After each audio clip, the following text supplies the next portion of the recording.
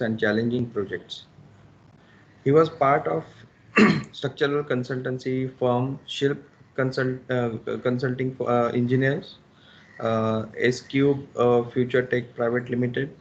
He was leading the team of development of software products for structural engineering, handling designs and detailing. Then he joined Bentley in 2017, and now he is principal product manager at Bentley.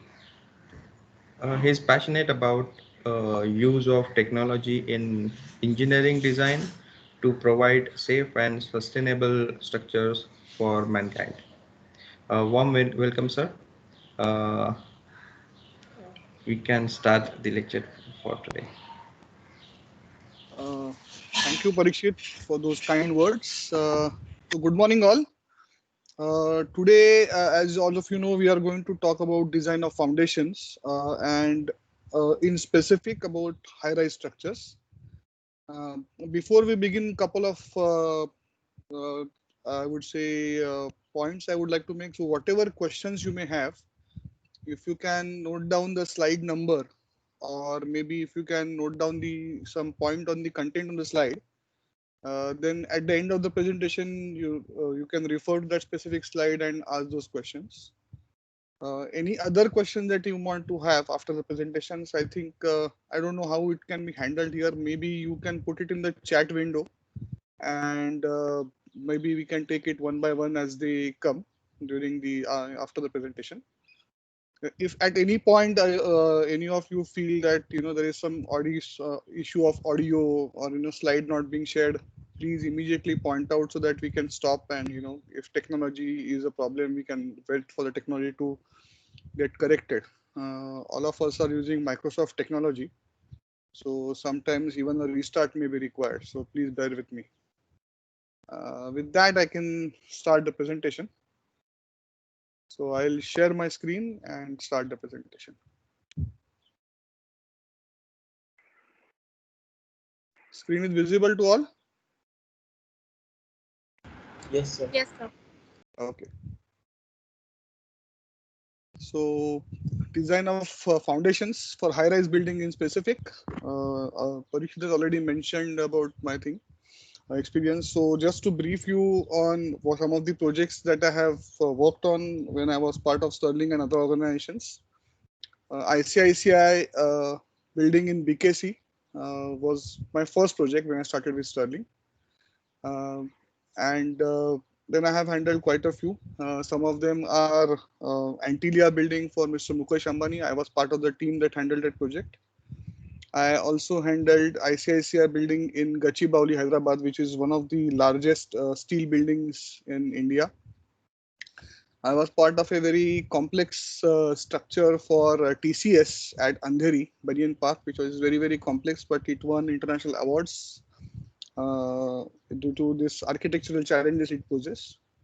So I hope I am able to give you a better perspective, especially to the building architects, who I would say are the front runners as far as the project's concerned. So everything stems out of architectural design.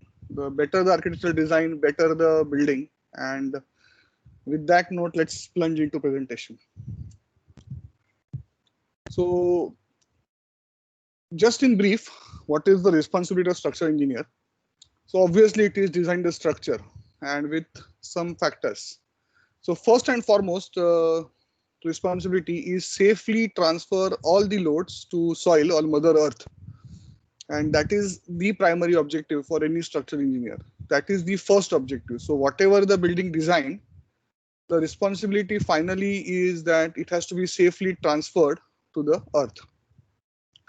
So for any structure, let's say a multi-story structure like this, obviously that there are gravity loads, right? So they go on increasing, when you come from top to down. So the gravity loads always act in the direction of gravity. Our dear Mr. Newton, who told us that it actually works like that. And then we have what we call as lateral forces. So they arise out of wind and earthquake. Earthquake is a very, in a way, rare phenomena that it doesn't happen every day, but wind is an everyday phenomena. So for high-rise buildings, earthquake is important, but wind is even more important because its occurrence is practically every day. With that, the structure has to withstand complete things. Some of the other parameters that we look in design are performance. So for example, during lateral load, the building actually deflects. And it deflects as much as a meter in some cases if it's a very tall building. So don't be feel frightened about it. But it is possible that a building may deflect like by a meter or so, but it is still safe and stable because the structural engineer takes care of that in design. You will see more of this during the next lecture on performance of the building. So I'm not going to talk in detail on this. Then something called as lifespan. Now, what does it mean? So what it means that a designer that is taking care of all the requirements, the intent is that structure should sustain 100% capacity with all functional requirements up to 50 years. And this is with the background knowledge of the current design state. So if I am designing the structure today, whatever is the design codes in vogue today, whatever are the parameters that we know today, I have to be 100% certain that they are taken care of. But it doesn't mean that during the next 50 years, the parameters will not change. And if they change, there might be a case where yesterday's structure was having a factor of safety, say 1.5, but tomorrow it may become 1.3 because of some new advancements in understanding of the earthquake or understanding of the wind. So for example, all of you must have heard of Latur earthquake in around 94, 95, or maybe an Ahmedabad earthquake in Bhuj, recently about 10, 15 years ago. Now, so when these events occur, they bring a new understanding to us, right? And as a result, the design parameters do change. So the design codes that we use, they keep on evolving. And as they evolve, we have to adapt. But at any point of stage, our design when we prepare, intent is that it should last at least 50 years without a problem. So this is one of the reasons you see nowadays that quite a few buildings which were built in early 70s, they are today at a stage where they need heavy repairs, or they may need to be demolished and reconstructed again. So because that is the intent. So and people often ask us that how come Taj Mahal is standing there for 400 years or a Red Fort is standing there for 500 years. So bear in mind that they were not designed with any specific design guidebook. They were based on the wisdom that was carried forward since perhaps man started staying in caves. And as a result, if you see the wall of the Red Fort, it is at times it's 3 feet thick, right? A 3 feet thick wall supporting the load. So probably nothing will happen to it even for next 300 years, right? But that's not what we designed today. Our buildings are slender, our columns are small. We want to maximize the space that we have in the building. So as a result, this lifespan tells us, all of these things. So how much, we should factor for all of these things. Other part, believe it or not, but we are part of aesthetics of the building. Architects fancy themselves as artists. And I'm talking to group of architects, so I may be stoned here, but they are actually, I would say, more of logical thinkers with perspective of aesthetics than aesthetics alone. So you don't design your building for aesthetics. You design your building for function, and aesthetics is an element that you add onto it. And as structural engineers, it's our responsibility to maintain that aesthetics in our design and support it externally. So as structural engineers, our schemes or our proposals have to be in sync with what you desire as an outcome when the building is constructed. So in other words, when you plan your building, you should have a vision of how your structure would look, bare structure, not finished structure, so that you have the final concept of how it will look when it is finished. So that's a very important perspective that structural engineers have to know. So we have to talk to architects. We have to understand what their concept is. We have to understand what their vision is in terms of how structure should look. And then accordingly, we make the choices of members or sizes or all those things. And last but not the least is, of course, the cost or economy. So often it is neglected, but it is a very important aspect that the cost of the structure is determined by the planning of it. It is some, there are very little margins, that we have after the scheme is finalized to achieve economy. So entire structural cost actually comes out of the scheme of the structure. Having said that, today our focus is safely transfer all the loads to soil. That is our focus today. So that's basically foundation design. What happens if foundation, if it fails? I don't know whether you have seen this photograph, but this was quite famous about a couple of years ago. This is from China, and entire building you can see actually got uprooted, from the base. It actually collapsed on one side, including its piles. So this was a pile foundation, and it simply fell down on one side. This is catastrophe.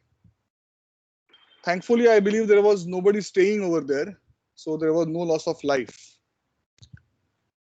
Other aspect is settlement, right? This is a famous structure, and it has become famous because it settled. So would you believe it? I mean, it is actually a wrong design, but it is famous for that. So these things are irreversible. So if structure collapses or if structure settles, it is irreversible. You can't do anything with it. So even today, you might have heard there are a lot of efforts going on to make Pisa, a Tower of Pisa, stand the way it is today. It should not settle further, or it should not go down further. There are a lot of efforts being done. There is a lot of engineering effort and cost being put into the the Leaning Tower of Pisa to keep the way it is. Then there are some other issues. So there could be local failures. So you may have some local columns sinking in a structure where other columns keep supporting the structure, those things. So they may be addressable. You can do something about them. And of course, the issues of permanent problems like leakage in the basements, which is a very common thing in India. If your structure is not designed properly or it is not constructed properly, quite a few of these leakage issues are due to construction techniques. And we'll talk about it briefly during the later course. But of course, these are manageable, but still they should not happen. Why should a basement leak, right? You should have a proper design and construction to address this issue. When we actually design the foundations, what are the factors we consider? So of course, so foundation is supporting on the ground. So we have to know what are types of soil or types of rocks for that matter. So this is a famous Kailas complex from Verur. Why I'm showing it is because it is in basalt. So this is completely rock, a very strong rock. Its capacity sometimes we get at even like 100 ton to 150 ton per square meter. It's a very, very strong rock. There could be rocks which may be slightly weak compared to basalt, but they're still strong. So they could be like sandstone, limestone, those kinds of things. This is typically what we call murum. So this is nothing but a weathered rock. So actually rock erodes due to water, wind, constant across thousands of years, and becomes a soil which is still strong, but of course not as strong as rock. And last but not the least, black cotton soil, or the soil which is good for farming but not good for structure. So structures have to be designed according to the strata available at the site, and that is one of the important factors of the cost of the foundations. As I mentioned, we have to design for gravity loads. So gravity loads actually, as we know, from top to bottom, they will keep on increasing. Right. So at the basement level, you will have the highest loads in the tower portion. But if you can see in the area, perhaps it's a parking layout, the loads are not as high as the tower part. right? So we have to take care of that when we design the structure foundations for that. So the tower foundations will have to be stronger compared to the podium foundations. Then of course we have to worry about the lateral loads and the effects of that. So as you can see, the lateral load typically it goes on increasing, from bottom to top, and as a result, its effect is worst, at the base, because highest force at the top will cause the structure lean most, or deflect horizontally maximum. And its effect on the foundation is that it will try to uplift the building or the foundation from one side and compress it on the other side. So we'll talk about it slightly later in detail. Then of course other factor is presence of groundwater. So if you have groundwater present in the soil, it is generally seasonal. So in monsoon season, the groundwater level will rise, and during the other part of the year, it will go down. But its effect is important. So there are two effects of it. One is the effect on soil itself. So your soil may behave differently in presence of water and without presence of water. So we have to factor that in our design. Another is the groundwater. Actually, if you have basements, uh, it acts like your building acts like a boat in a lake, based on something like Archimedes principle, where the weight of the building pushes the water out, and actually the building experiences buoyant force, and we have to design the foundations for that. Second part is functional need. So it may not be so critical for normal buildings, but if you have industrial structures, then you may have lot of underground services passing through, above the foundations but below the ground. And depending on that, choice of foundation or depth of foundation will vary. Or sometimes if you have roads and you have stormwater drains or other services passing through it, and you have a building next to road, then those effects also need to be considered during the. Sometimes you have to consider those effects, especially if you have large underground canals that carry the rainwater. There was an example. So one of our sites, there was a stormwater drain which was quite deep, almost 2 meter deep, next to site, and due to some error, on the contractor who was working on the road, it actually got broken, and our site was flooded for 3 days. So we have to sort of design for these effects also. Other part is construction feasibility. So let's look at a building structure which looks like this. So this is a proposed structure, and it's with basement. So that blue box below that black line actually indicates the basement part. Now, if I have a good strata, let's say at 10 or 12 meters down below ground level, and if I have a building with basement, then I have to excavate that much soil. And once I do that, and if I have a good strata, I may be able to construct, foundation or raft over there to support the building. But the same configuration of the building, if it is without basement, so if the structure has a podium, and now if I have a strata at say 12 meters below ground level, then I can't reach that strata for normal footing. So I have to use piles. So even if the superstructure configuration remains same, or number of stories may be same in the building, depending on whether I have a basement, I don't have a basement, I may be able to use a normal footing or a raft or a pile. So this part of construction feasibility is something that we need to understand. So whenever a new site comes up, we ask for geotechnical report, and geotechnical report tells us, what kind of soil we have below the ground, at what levels, what are different layers, what is the most suitable layer to support our foundations, and all those informations, and including the data for groundwater. And when then we start discussing the project with architects, then we get to know whether there are basements, 2 basements, 3 basements, depending on what depth we reach. Then we take a call, what kind of foundations we use. So it has happened with us in some of the buildings, even though there was basement, the soil was so weak, practically clear, you can say reclaimed land, something like what you have in Lokhandwala complex in Andheri, where whatever you do, you have to do piles for supporting your building. So even though where you have basement, you might need piles over there. So what are various foundation systems that we have? So of course, all of you know, we have isolated footings. So they look like this when constructed on site. So they have individual footings for individual columns, and depending on the grade or the location, size and the load, the size of the footing may vary. Or what you may have is a raft. Now here you can see it's a concrete raft with say thickness of 600 or 800 millimeters, and it is supporting multiple columns simultaneously. So there are no individual footings in this case, it's an entire raft. You could have piles. So I believe you must be knowing basically what pile is. So pile is a sort of a long column, drilled and casted inside the soil till it reaches a suitable strata. And we'll see more about piles later.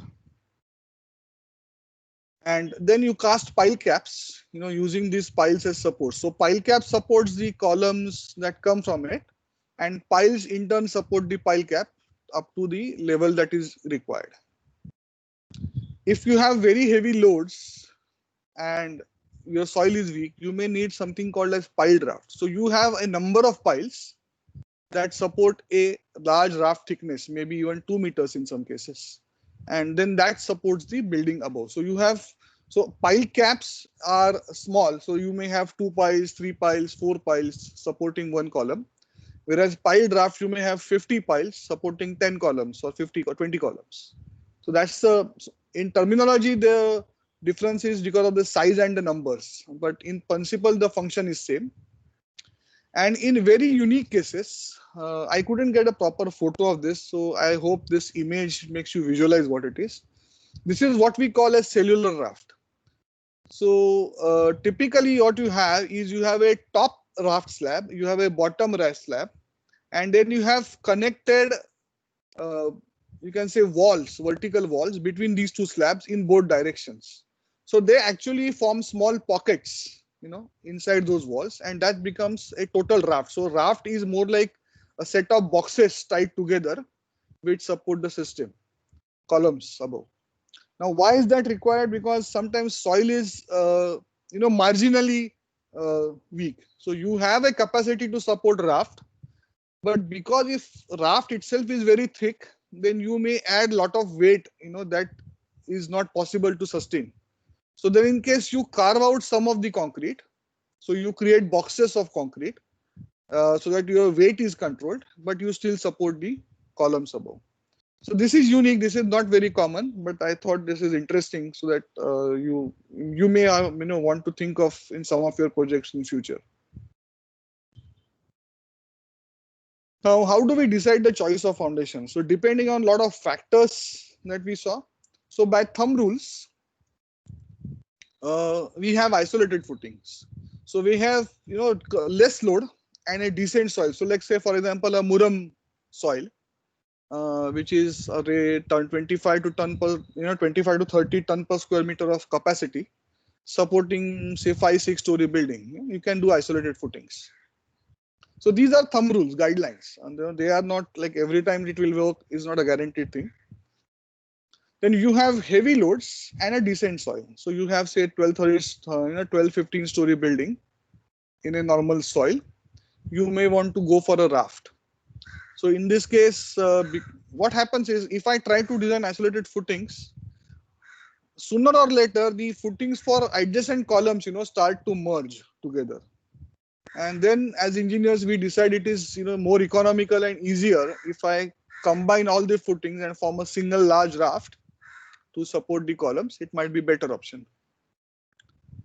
As we saw in weak soils, you need piles. So if you have again loads within reasonable range, then you can have isolated pile caps.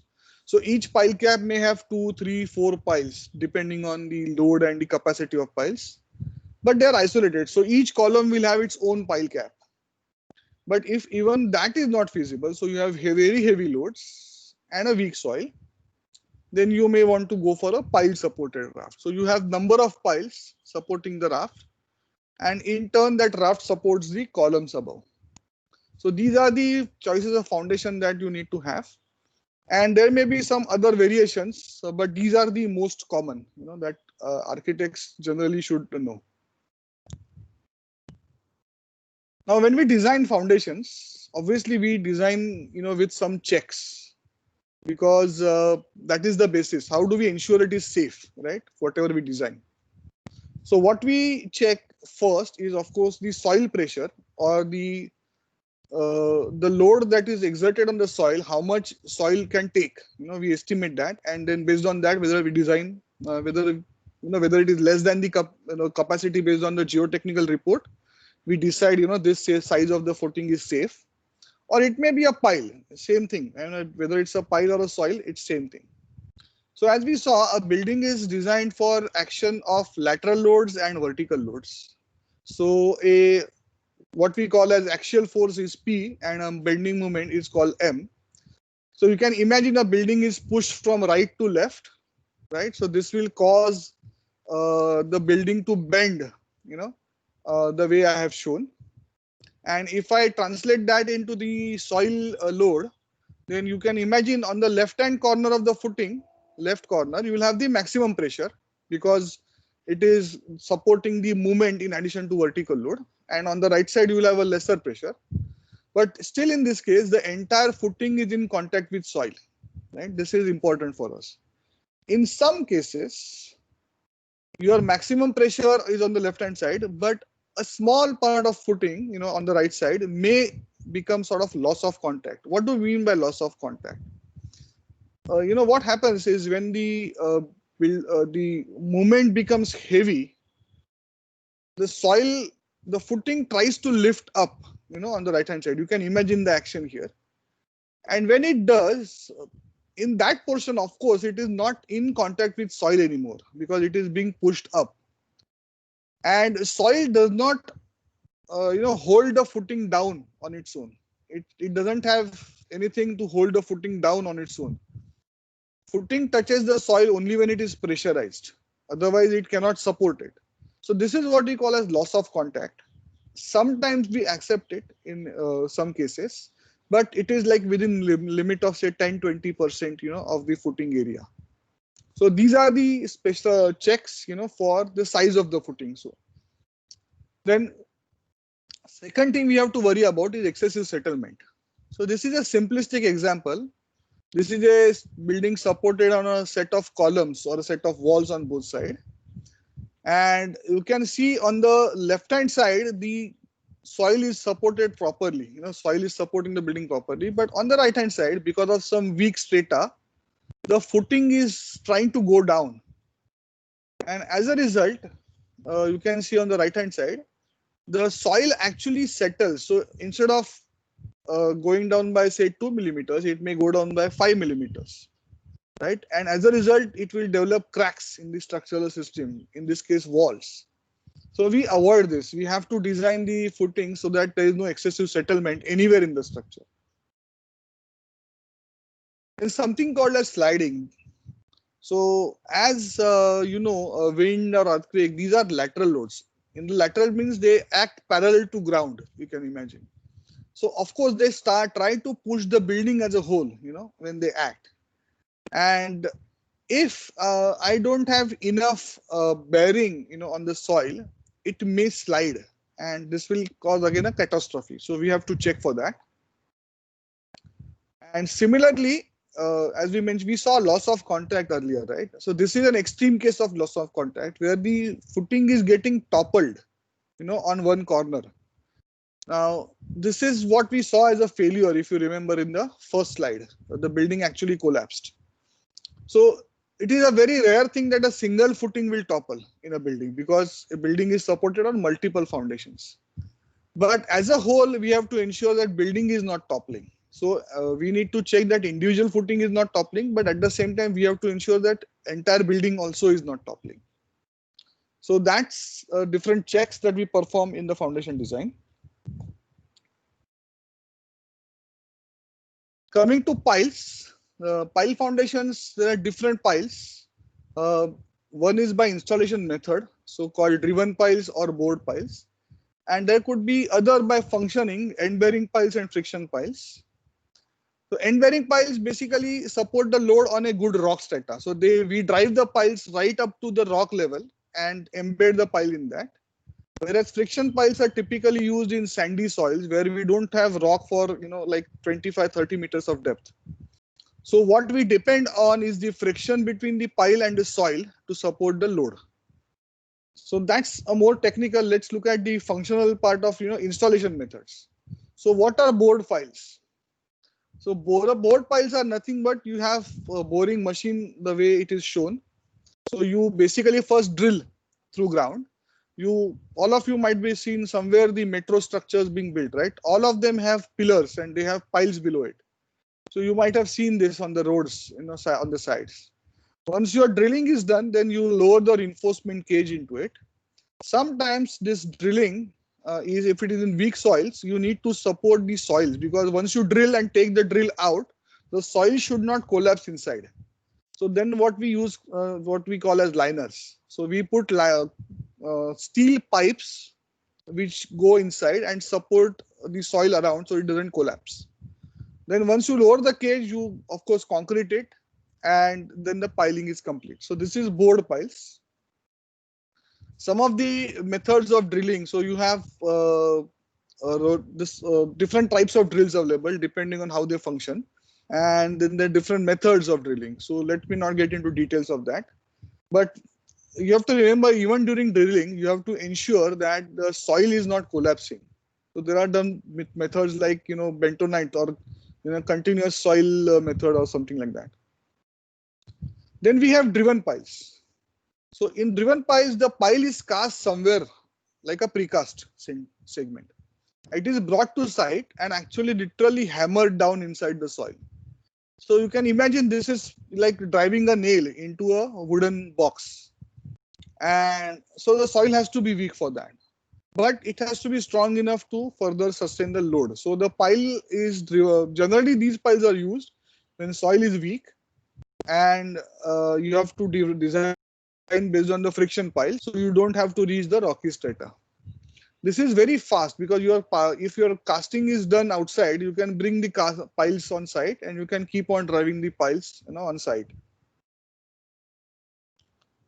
So typically, this is how it will happen. Pile has so during casting, like a nail, pile has something called as a pile tip or a pile head that is slightly sharp and pointed, which facilitates the driving inside the soil. And you can see the hammer, physically how it is there to drive the pile. So it is very, very heavy. This driving force is quite high. Now, what is typical construction sequence? I'm sure most of you are aware, or it's quite logical, but let me go through it. So first, of course, you mark the grids on the site. Then you excavate. So it may be a mass excavation using JCB or some other methods, or it could be a local excavation, depending on what your requirements are. But this is open excavation, if it is feasible. So you have to have enough land, or you have area around it to facilitate the open excavation. Then of course you do PCC, which is called blinding course. Now main function of PCC are two things. One is to level, create a proper level for casting concrete, actual concrete foundation. Second is to prevent the water loss from concrete into the soil. So when the concrete is cast, the water inside should not get absorbed in the soil below. That is one important aspect. And third is that after excavation, soil may have some loose pockets, right? And your concrete should not be cast against those, because it might, cause issues in concrete itself. So this PCC serves that. Then if you have basements, you have to do waterproofing. Then of course you fit rebars based on the requirements. Then you put shuttering around the rebars, and of course concrete it. So these are the typical stages of construction when you have open excavation. Coming to basement system. So if you have buildings with basement, we typically call it a system, and I'll tell you why. So we may have a system, of isolated footings with something what we call a stitch shaft. Now this is a typical system we follow in regions around Mumbai, or regions where you have a very strong rock supporting your building. So If you are looking to construct anything, in the areas like Andheri, Andheri West, not Lokhandwala, but near the station, or on the Andheri East towards Mahakali Caves and that side, you have very strong rock over there. And so even if your building is a very tall building and heavy loads, you can still have isolated footings over there. But you have a basement, so you need to have a surface, of the basement that is sealed completely. So then we have a comparatively thinner slab, which we call as stitch raft, which connects the footings. Now, in this case, the stitch raft does not participate in the load transfer to soil. It is there like a small slab, between the footings to serve you as basement. When we can't support isolated footings, we have to go for a raft. But in that, to optimize, we sometimes do things like steps. So you have a base raft, which may be say 600 or 400 millimeters thick. And then below the columns, wherever we require, we have thicker portions of slab cast as steps on the raft. Now, this is coming from various design requirements like punching shear and all those things. I will not bore you with that. But it achieves economy. So my raft and steps together help my distribution of load to soil. Now, this is an sort of an extension of isolated footings with stitch raft.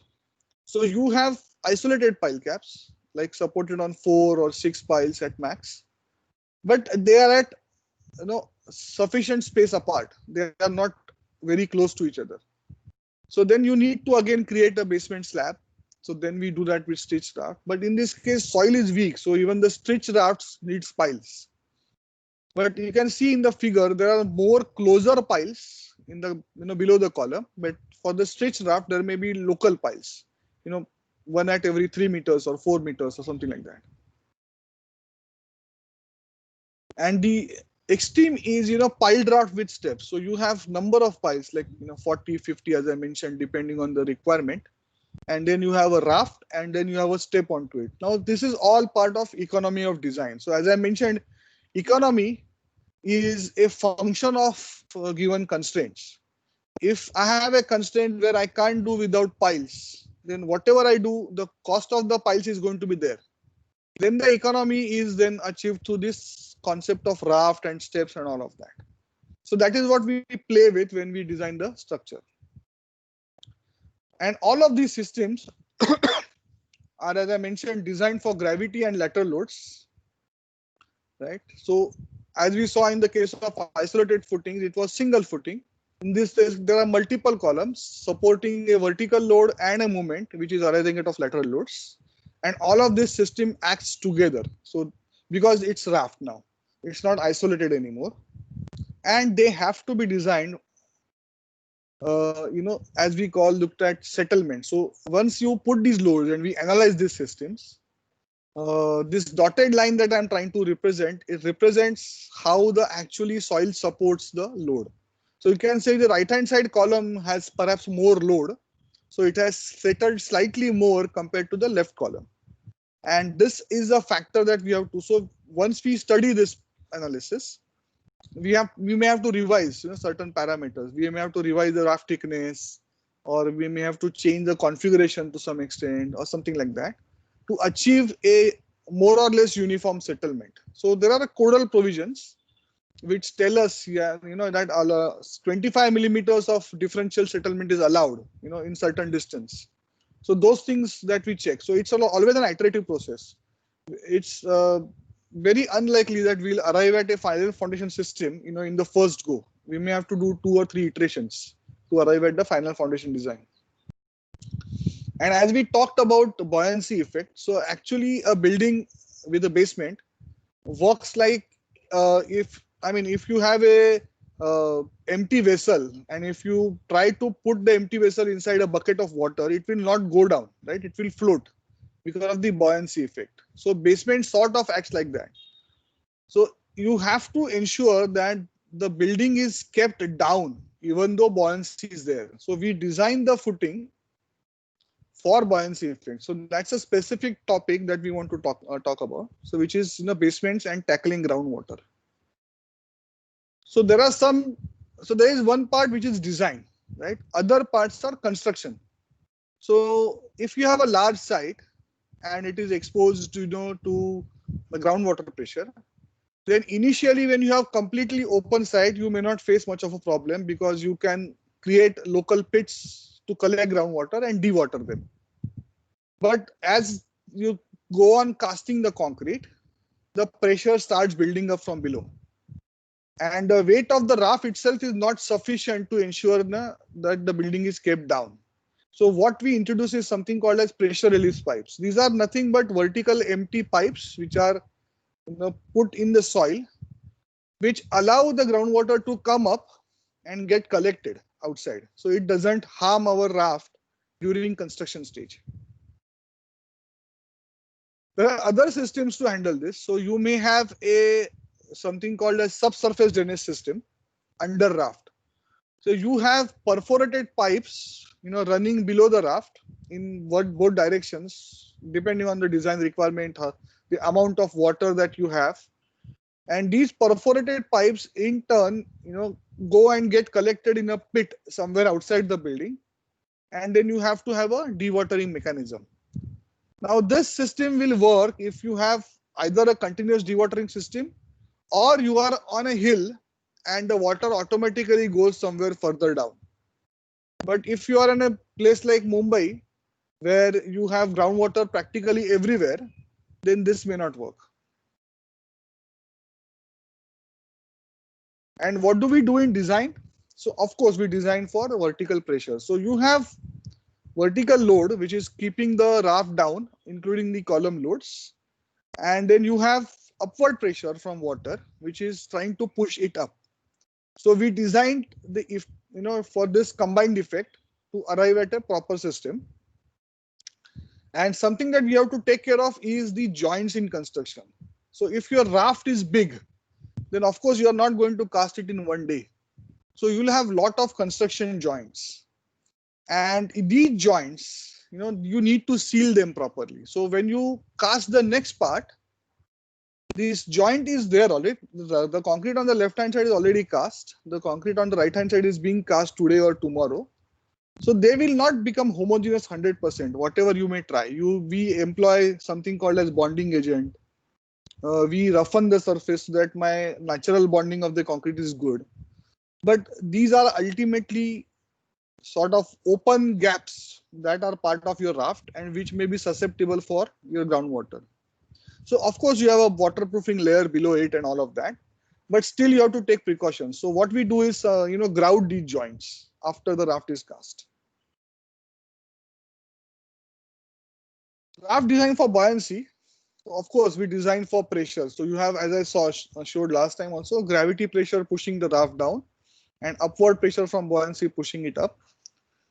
So you may have to add a counterweight in some cases to tackle the buoyancy. So if you have a building which is having 3 basements and going up to 12 meters, for example, then the upward pressure may be as high as 12 ton per meter square, which is quite large. 1 meter square area experiencing 12 tons of uplift. It's a very, very large load. And to counter that, we need sometimes counterweight. So which is achieved in the form of typically plum concrete, which is nothing but boulders of or small rock fragments and concrete poured into it in certain proportions. And this gives us concrete. So this gives us weight, but we don't have to do everything in RCC. So it's a sort of other option is to go for a very thick concrete layer, which will give you counterweight. But this is an economical option. Further, it helps us, provide spaces for services like drainage. So if you have parking below, you need drainage system. You have sprinklers. So in case of fire, there will be a lot of water in the basement. Where will the water go? So you need a drainage system for that. You may have electrical cables going from your electrical room to your shafts, vertical shafts, carrying the electrical cables. So all of those can be placed inside this area. So this counterweight actually helps us, both architects as well as structural engineers. Other system is to have a counterweight plus also have passive anchors. So passive anchors are nothing but steel reinforcement rods which are drilled in the soil and grouted. So they act like pins, pinning it down, pinning the raft down. You can imagine raft is getting pushed up due to the buoyant force, and these act like pins holding it down. If your pressure is very, very heavy, which happens in Mumbai in many cases, then we may, in extreme conditions, need pre-stressed anchors also. So what we do is we cast the raft and we keep holes in the raft, and through that we drill deep down in the ground and actually provides pre-stressed tendons, grout them so that they hold the raft down. So they act like again very strong pins. Earlier we had passive anchors which were rods going in the soil. These are anchors, and you may require anchors like even 60-ton capacity, in some cases. So it's a very, very large load that you require to keep the raft down. So this is all building to the system of foundation, and there's also cost. So whenever you require, let's say 3 basements or a 4 basement, then some of these factors also come into play in terms of final decision, whether to go for a 3 basement or a 2 basement, or whether to go for a stack parking to avoid one more slab and reduce the height that we have to go below. So these decisions do make play. So these systems will tell you costs, and then as an architect and engineer you have to take a decision what works best for you. So if you have a basement and in a system in an area like Mumbai, what is the construction sequence that you would adopt? So this is a proposed building, right? You have a superstructure, you have a basement, and you see the plot boundary. So in Mumbai, the open space requirement for basement construction is, I think, very small. Architects may correct me, but I think it is 1.5 meters. You can have basement. So from plot boundary, you only 1.5 meters you keep, and you have your basement. So there is hardly any space between the plot boundary and your basement. And if you have a similar building with a similar basement on the other side, then it's going to be too tight a space, to have. So then you need something called a shore piling. We'll see later what exactly is shore pile, but basically these are piles which are practically driven next to each other to form kind of a wall, which will retain the soil during excavation. And at times you may require PT anchors, to hold the piles in place when the excavation is being done. Once the shore piling is complete on all sides, then of course you excavate. So you remove the soil. Then you lay PCC, you lay waterproofing. Then of course you provide pressure release pipes, as I mentioned, to allow the pressure that is building up to be released during construction phase. So what happens is, unless you have enough dead weight, on the foundation to counter the buoyancy effect, you need to allow the water to come out and dewater it. Otherwise the building will float physically. You put rebars, you put waterproofing, you put rebars, you concrete them. So you have a raft cast, then you cast retaining wall. Of course, in the raft, what is important is construction joints, as I mentioned. So you have to take care of that. In the next sequence is to cast retaining walls. Again, this goes in sequence, not in one go. Then you cast columns for the first slabs and go so on. So you have ultimately a basement being constructed like this. And very important aspect, after the basement is constructed, you need to terminate waterproofing properly so that water does not go between the diaphragm wall or the shore piles and the retaining wall. So this will ensure a proper sealing of the basement from the aspect of waterproofing. And the other aspect is in design, we have to take care of it. So during design of raft, retaining walls, we check something called as crack width. So concrete, when it is subjected to loads, will deflect and will crack. We can't prevent it. What we can prevent is amount of cracking and the width of cracking. So it is known that if my crack width is less than 0.2 millimeters, then water cannot penetrate inside that crack width. So we design the structure for those crack widths. So we ensure that even if the structure is cracked, the crack width is not exceeding this value. So there are formulations that we use to check this. So that's an additional safety factor that we build in our design. And Then during the construction phase, sometime after maybe second or third slab is cast, we calculate what is the load that is required.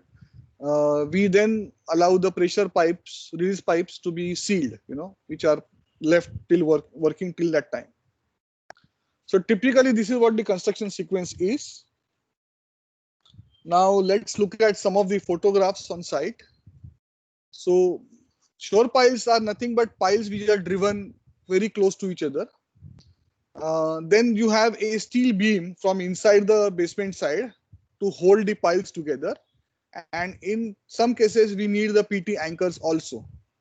So you can see in this figure, there are piles next to each other. Just above the soil which is extruded, you can see a steel beam being present.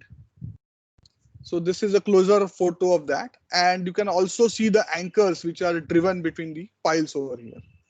So this is a typical method of shore piling, and this is the most common method in Mumbai you require to allow the basement construction. And there are lot of waterproofing systems. So you have membrane waterproofing. Different types of membranes are available. You may have a brush applied waterproofing, which ultimately converts itself into a membrane. Then there are chemical waterproofing systems. There are some chemicals that you simply sprinkle below casting the raft, and they crystallize once the concreting is done, and that crystallization forms a barrier, for water entry. So there are various methods. Depending on your requirement, depending on your design choices, you can choose the waterproofing systems. Large rafts. Now, I don't know whether you can imagine the scale of the raft, but at times they could be as thick as 2 meters or 3 meters. So this is a typical reinforcement cage of a raft. A man can practically stand inside, before concreting. That's as big as that. So that's it from my side for the presentation. And now we can go to question answers if you have. Yeah, anyone from the student? Any questions?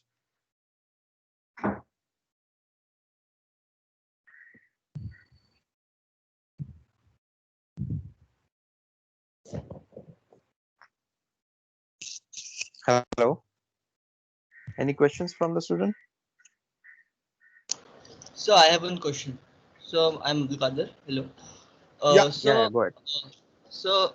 We talked about like you showed us all the foundations. In Yeah. all the cases, the structural member was vertically going in the ground.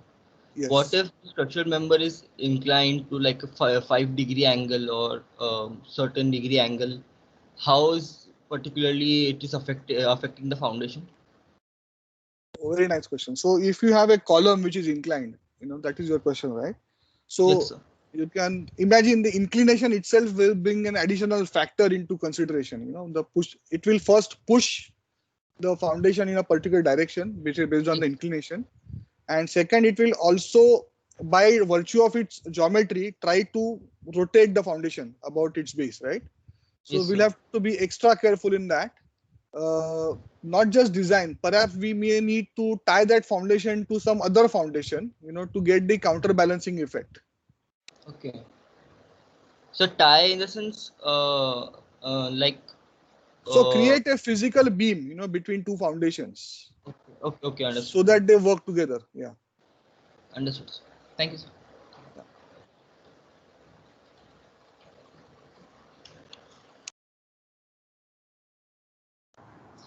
Okay, great. Vishwas, can you little bit talk about diaphragm wall, because that is something sometimes it is used, and how a diaphragm wall would benefit basement or working on the basement. Okay, so let me go back to the slide where I showed shore piles. Yeah, so even they will come to know that what is the benefit of adding diaphragm wall, or what exactly is a diaphragm wall. Okay, so diaphragm wall is it's a segment of a wall which is 5 meters or 6 meters long, right? So you basically cast a 6 meter long wall instead of continuous shore piles like this. So if you imagine there are 6 piles shown here, if they are cast like a wall together, in the construction method, then it is called a diaphragm wall. So you have segments of diaphragm wall which are cast next to each other, forming a barrier. Now the difference between shore pile and diaphragm wall is that shore piles have gaps right in between, and diaphragm wall is a continuous wall. So it, in some cases, it may be even considered to act like a permanent retaining wall. So you might save on certain space inside the basement to cast a retaining wall, and also to some extent, construction sequence, wherein after excavation, after your raft is cast, you can directly start casting the slab and columns without going for an additional step of casting retaining walls. But all of that depends on types of soil that you encounter, whether diaphragm wall is stable enough.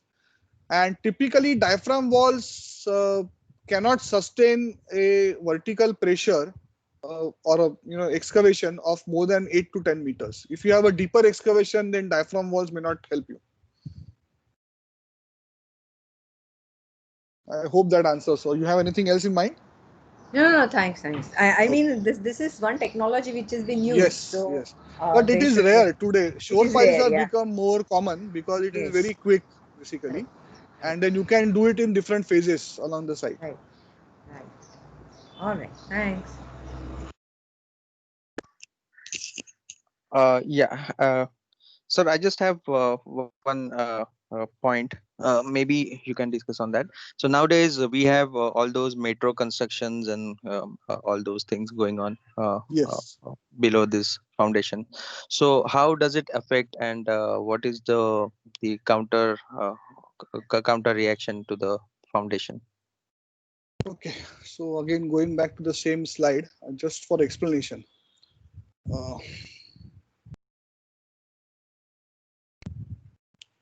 So metro line that is being cast, I don't know whether you are aware, but it is like 15-20 meters or even below that, below the ground, right? Per se, it doesn't affect our buildings directly. But if you have basement, and if you are next to road, and if you have a metro construction going on next to you, then you have to be careful in both ways. So the people who are doing the metro have to take care of your property because it's already there, and they need to ensure that their excavation or the tunnel boring that they are doing doesn't affect you. But if you are doing your building after the metro is constructed, then you have to be extra cautious. So then it may be difficult for you to use pre-stressed anchors on that particular side, because if you drive those anchors and they obstruct or interfere with something that is there for the metro, then you may be limited with that. So in that cases, you may have to leave sufficient open space on your plot side, and you may have to reduce your basement size, for example, to allow for that basement construction. But you have to design the shore piles, with on that side that you have, with the pressure that may be coming, from the construction of the metro or functional metro itself. Okay. Great. Any more questions from the student? I'm not student, Girish Dravid here. Yeah. Good morning, sir. You can answer yourself also. No. I want to put up a question so that students will benefit, from the dialogue between you and me. That is why I'm putting up this question. Building like 42 in Kolkata, which is a very, very slender building, and it's very tall, of course, and the strata in Kolkata. Now, for architectural students, such things should be, they should be aware of such things. What kind of building should be built, is possible to be built in a particular locality. I'm taking example of 42 because it is such a complicated and very difficult terrain. So I would like you to tell your ideas, how the foundation in such weak soil for a very tall building, which has which is susceptible to very huge moments and lateral forces. And particularly in a city where there is a constraint of space to have a wider foundation to avoid toppling. So what are your ideas of supporting such a building in very weak soils? And you can take a particular example of 42, where Kolkata soil is, for 300 meters, there is no rock below. It's all Exactly. muddy, slushy soil. Right. So ultimately, you come to something what we call as pile supported raft. So first, piling itself is a complex activity in Kolkata. So even if you, like what Girish said, that you have a very very weak soil. There is an echo. I'm sorry. Yeah. If you have a very very weak soil, then even if you go like 40 meters down, you will not get a hard strata. So first thing, you have to depend on friction piles in this case. Now the friction, so the pile capacity also that you get out of these is very very comparatively less as compared to a end bearing pile in a rock. And as he mentioned, it's a very tall building, so naturally the toppling effect due to lateral loads is a very high, I would say, part of your design, a very significant part of your design, not just the vertical loads but the toppling effect.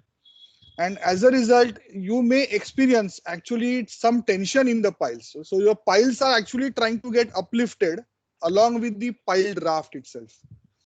And I'm not sure, Girish, I think were we able to use the pre-stressed tension piles over there, or we did only the normal tension piles?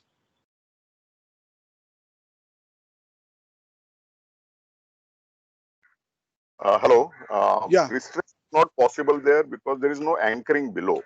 They're all Right. friction piles. Completely friction piles. So, Yeah. so of course, towards the edge of the raft, you will have a series of piles which may be in tension, and of course, you have to take care of that. And in addition to that, I think we need to somehow generate as possible as a counterweight, in that side or the periphery typically, to ensure that the building is ultimately not going into a toppling or overturning kind of a scenario, and also avoid excessive settlement on the other extreme. So you have a tension on one side and you have a compression on one side. So other side is likely to experience heavy local settlement. So I think we need to carefully balance the two, and that itself is a big challenge. And something that you mentioned about what kind of buildings should be done. So per se, design can be done for anything, but as typical, you would observe, you should avoid heavy loads on top. So for example, architects are fond of putting swimming pools, on terraces, and on such a tall building with a large swimming pool will pose its own challenges in our design, and that will have worse effect on the foundation. So those things become, so I think it becomes more of a dialogue between architect and a structural engineer in this case, to arrive at a configuration as well as the practicality of what can be built. You have anything to add? I think most welcome to add on that. No, this is exactly what I wanted you to tell. That see, we always talk of contextual architectural design. So many times when client appoints an architect, the architects start making their survey of the locality, the marketing potential, the the wind petal and the sun path and all those things.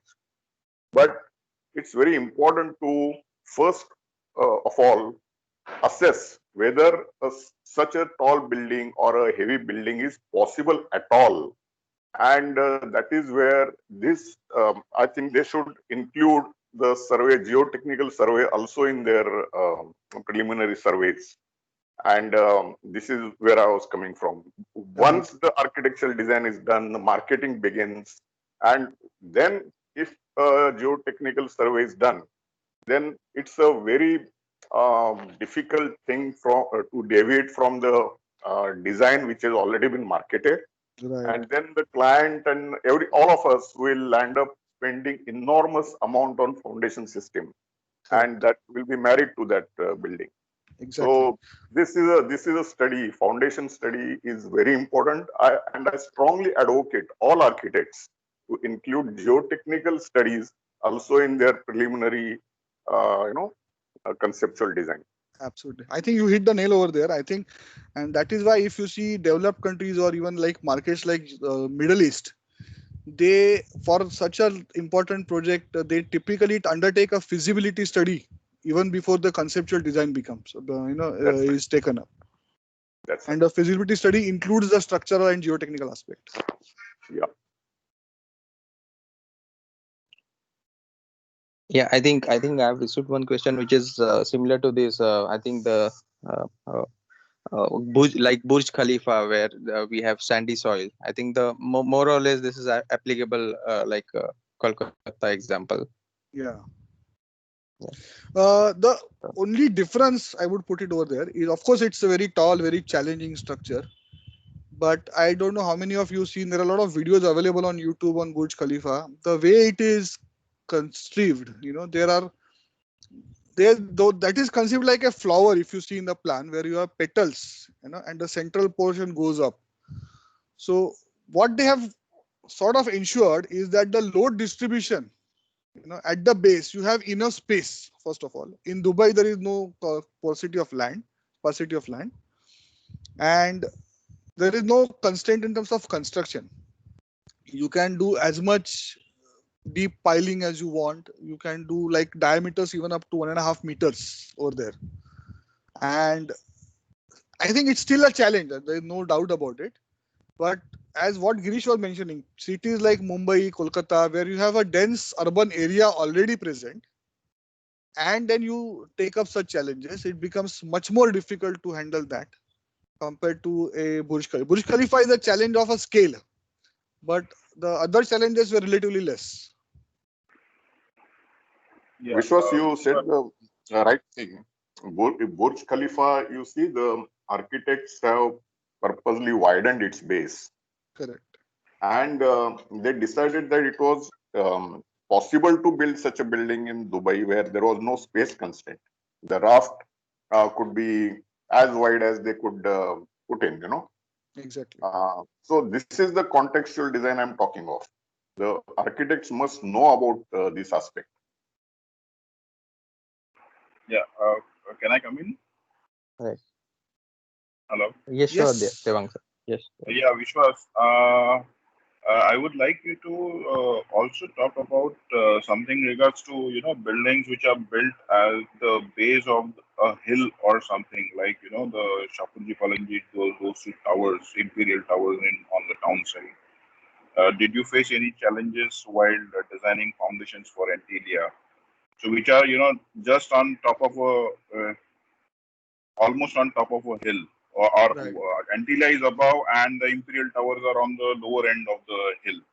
And how do you look at the slope stability or other aspects in the design of foundations and planning such a building in such zones? So if you could highlight something on that. Right. So for Antilia, it is almost on top of hill, and excavation is not very deep. So I think it was only 8.5, 9 meters excavation, and there was thankfully enough space, between the basement of Antilia, and there is I think government building, MTNL building, just next to it on the Pedder Road side, and so the pressure from the footing, that was generated, we sort of checked that it is well below the kind of pressure that could cause a collapse, on the other side or a free side. And of course, it's a rock, so it helped in that extent. But as you said rightly, if the same building was put in an area where, like say for example near Rajasthan, where the mountains are there but the soil is not as strong, it will definitely pose problems of slope stability. You will have challenges of excessive settlement and all those things. So again, coming circles back to what Girish was mentioning, the feasibility is a very important aspect, and how close you want to be onto the edge of the hill also becomes a parameter of design. I don't have, unfortunately, a photo of that. If possible, Girish, you might have that in Sterling somewhere. Photo of what? This excursions on hillside, any projects that we have? I don't think so. Okay. And which was also on the other side, that is the base of a hill. So if you are planning on along the base of the hill, then what about the slope stability and the buildings on top of the hill? Again, So so how it is. how to restrict Yeah, that? Let's talk about it. I had faced a problems in a project where I had to retain almost 15 meters of soil from our side, and a building was there on the other side. And so you have to design that retaining structure for the pressure from the footing to full extent, because you can't allow the other building to collapse because you are constructing. And that is again a big challenge. Again, in Mumbai, typically neighboring plots, you have very less space between the plots. You go down. During piling itself, the neighbors face problems. There are cracks in their walls and all those things. So these are very critical aspects of the construction feasibility, design feasibility.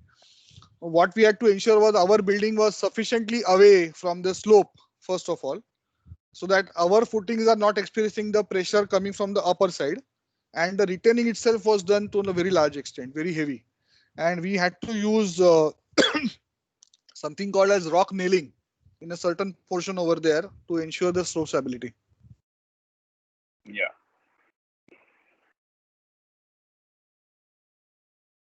So rock nailing is something that you see in the Khandala Ghat. If you are traveling from Mumbai to Pune, lot of places you can see rock nailing being done.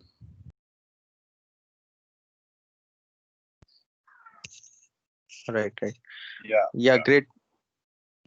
Great discussion. I would students, I would like to introduce you with Mr. Girish David. He's a director of Sterling, and I mean a great speaker. We might have one lecture from him as well.